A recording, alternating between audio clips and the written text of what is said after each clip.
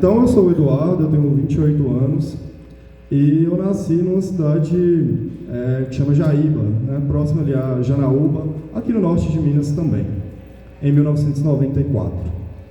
E a minha mãe, que era a Joaquina, ela já vinha de outra, ela tinha na época que ela engravidou de mim, né, 27 anos, e ela já tinha outra filha, que é a minha irmã Elisângela, que naquela época tinha 13 anos. Então a minha mãe, ela foi realmente, a primeira filha dela, ela foi mãe adolescente, com 14 anos de idade, num casamento forçado, né, pelo pai dela lá na época, na zona rural de Jaíba. Então, eu falo que essa foi a primeira violência que ela sofreu na vida, né, de ter a semelhança de muitas outras mulheres aqui, que talvez até que estão aqui, ou que vocês conhecem, que com 14 anos de idade já tinha que casar para poder sair de casa, porque o pai obrigava, né? Então, com 14 anos, a minha mãe foi mãe pela primeira vez. E é isso aqui, infelizmente, ela ficou viúva muito rápido. Ela casou, e quando a minha irmã tinha 2 anos de idade, e a minha mãe 16, o marido dela, na época, teve um infarto e faleceu. E aí ela ficou viúva. Então, viúva com 16 anos de idade. E aí nunca mais ela teve nenhum outro relacionamento afetivo. Até que em 93, né, então, 93, 94, ela conheceu um cara lá em Jaíba, teve um envolvimento com ele, afetivo, e não chegou a casar, mas foi daí que ela engravidou de mim. Só que na gestação, assim que ela descobriu que estava grávida, ele não quis assumir com ela a gravidez. Então ele abandonou e foi embora, e nunca deu notícias. Então a minha mãe, meu pai, ele não me registrou, ele não assumiu a paternidade naquela época. Então ela ficou mãe solteira, né? Mãe sozinha, mãe solo, né? Como a gente fala hoje aí, me criando com a minha irmã, que na época era uma adolescente. Então éramos 3, eu, minha mãe e a minha irmã, Elisângela. E assim seguiu, né? Até 1 ano de idade, 2 anos de idade e tudo mais. E assim, a gente morava dentro de Jaíba, né, na zona urbana de Jaíba. E lá na minha cidade, a gente tinha um vizinho que tinha ficado viúvo há pouco tempo, e que ele tinha 2 filhas da minha idade. Acho que na época eu tinha 3 anos de idade, uma tinha 5, a outra tinha 4, éramos da mesma idade. Então eram minhas amiguinhas ali da rua, né? E com isso, como elas não tinham uma mãe, né, essas meninas, esse cara viúvo e tudo mais, minha mãe ajudava muito elas. Então elas ficavam lá dentro de casa, vocês devem saber como é que é isso, né? Cuidar dos amiguinhos ali, dos filhos e tudo mais. E à medida que a minha mãe foi fazendo isso, esse cara ele foi desenvolvendo uma paixão por ela. Ele foi se apaixonando pela minha mãe. Só que ela não correspondeu esse relacionamento, essa paixão.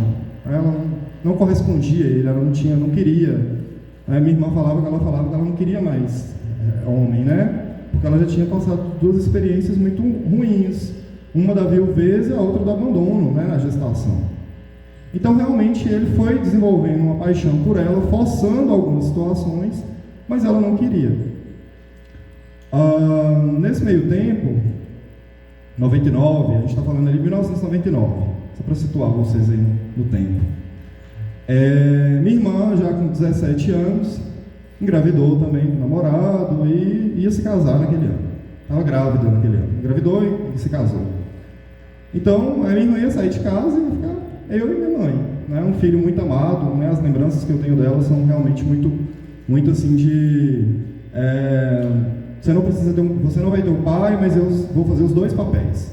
Então, não deixava que eu sentisse falta ali, né? Apesar de muito pequeno, mas são essas lembranças que eu tenho da minha mãe. Mas aí o que aconteceu? Esse cara que estava apaixonado por ela, que ela não correspondia, ele chegou lá em casa uma vez, um certo dia, armado, e a gente saiu na porta de casa, ele bateu na porta, a gente saiu todo mundo, e ele apontou uma arma para ela. Só que quando ele apontou uma arma para ela, como a minha irmã estava dentro de casa e ela estava grávida, já com barrigão, ela estava com 7 meses, Ela entrou na frente e ele recuou. Aí ele falou que não ia matar 3 pessoas. E eu lembro muito bem dessa fala dele, porque esse dia ele saiu, foi embora com a arma e tudo, e a gente já foi para a delegacia. Só que prestou queixa e tudo mais. Só que em 1999, por isso que é importante falar da data. Porque naquela época não tinha a lei que eu vou falar aqui hoje, que é a Lei Maria da Penha, que era de 2000, a lei é de 2006. Então não havia possibilidade de ele ficar preso. Então ele foi detido, ele pagou uma cesta básica, né? E foi liberado no dia seguinte e ficou impune. E nem a arma dele foi apreendida. Que ele tinha, nem a arma foi apreendida. Então ele foi solto no dia seguinte e a arma continuou com ele. Um perigo, né? E dito e certo. Então ele continuou morando na mesma rua que ela, não tinha medida protetiva. Então eram vizinhos, ele não tinha proibição de manter distância dela e tudo mais. Isso em 99. Então qual que era a solução que a gente não, né? Eu era uma criança, que eles encontraram na época. Que a minha mãe, depois que a minha irmã ganhasse neném, que minha irmã estava precisando muito da minha mãe naquela época, né? Mas depois que a minha irmã ganhasse neném, que a gente ia embora de Jaíba. Então a solução era a mulher sair, né? Fugir dele lá. Então ia esperar a minha irmã ganhar neném e minha mãe e eu íamos embora para outro lugar. Sei lá, acho que morar em São Paulo, na casa de uma tia, enfim, não deu tempo. Aí acho que ele percebeu, ficou sabendo desse plano, né, da gente e tudo mais. Aí na semana que a minha irmã foi para ganhar neném, foi para o hospital, internou para ganhar neném, ele foi lá em casa e ele sabia que a minha irmã ia estar lá naquele dia, que naquela época Jaíba nem tinha hospital, tinha que ir em Janaúba, né, que era outra cidade e tal. E ele aproveitou dessa situação, foi lá e matou a minha mãe. Então ele foi lá e deu 2 tiros nela, ela morreu na hora. Então não teve nem questão de ir para o hospital e tudo mais. E ele aproveitou que só estava eu dentro de casa e a mãe, né, eu tinha 4 anos de idade, então, né, uma criança, não tinha o que fazer mesmo, e cometeu o homicídio. Veja que eu falei homicídio, eu nem falei feminicídio, né, porque naquela época nem tinha o crime de feminicídio. Então o crime foi homicídio mesmo. Ele cometeu o crime e imediatamente ele também cometeu um crime contra ele mesmo, né, que é o suicídio. Então ele se matou no mesmo lugar, assim, deu poucos passos e se matou também. Então essa foi a Joaquina. Então foi uma mulher que com 32 anos de idade, ela foi assassinada, né, por um homem por qual havia uma relação ali de paquera, talvez, mas não de namoro, porque nem chegou a ser namoro, sei que ela não queria, e que ele não aceitou, né, o não dela, não aceitava o não, e cometeu o crime. Bom, e aí eu fui sendo criado pela minha irmã, a gente foi embora, né, de Jaíba, saiu, fomos para outra cidade, fomos para Espinosa, e eu morei com a minha irmã toda a vida. Então, toda a vida assim, até adolescente, depois eu fui para Montes Claros para estudar e tudo mais. Aí fui para Montes Claros, fiz faculdade de Direito, estudei Direito, né, me tornei advogado, fui trabalhar em cartório, que foi quando eu conheci a Rosiane, mas essa história nunca foi algo que eu falava com as pessoas. Então, por exemplo, quando eu ia para a escola, toda a vida, minha irmã sempre ia nas reuniões de pais, né? Minha irmã sempre estava comigo em tudo. E para as pessoas que perguntavam, ela era minha mãe, apesar de eu não chamá-la de mãe. Mas eu sempre apresentava porque eu não gostava de falar sobre, né? Porque eu não queria o estigma de ser a criança órfã, né? Eu não queria que as pessoas me olhassem dessa maneira, eu nunca quis, sempre tive medo de parecer vítima, né, de qualquer situação. Só que depois de adulto, a gente começa a pensar o quanto que tantas outras Joaquinas são mortas diariamente ou que sofrem outras violências, né? A gente está falando aqui da mais grave, porque é aquela que tira a pessoa da terra, né? Ela não tem mais como se defender. Mas tantas outras violências são praticadas, e quantas outras são praticadas antes do homicídio, né? Quanto que a mulher sofre ao longo da vida, chegando no ápice, muitas vezes, que é o feminicídio. Então, por isso que depois de um tempo, conversando, quando o Rosiane falou que a gente conversou, a gente falou, não, a gente precisa contar a história, porque você é uma pessoa, no caso eu, né, que conseguiu romper os obstáculos e estudou, tem uma profissão, formação, né? E tudo mais. Mas quantas outras crianças ou filhos, né, de mulheres que são assassinadas diariamente não conseguem mais tocar a vida, né? Ou desenvolvem traumas aí graves que impossibilitam de estudar, né?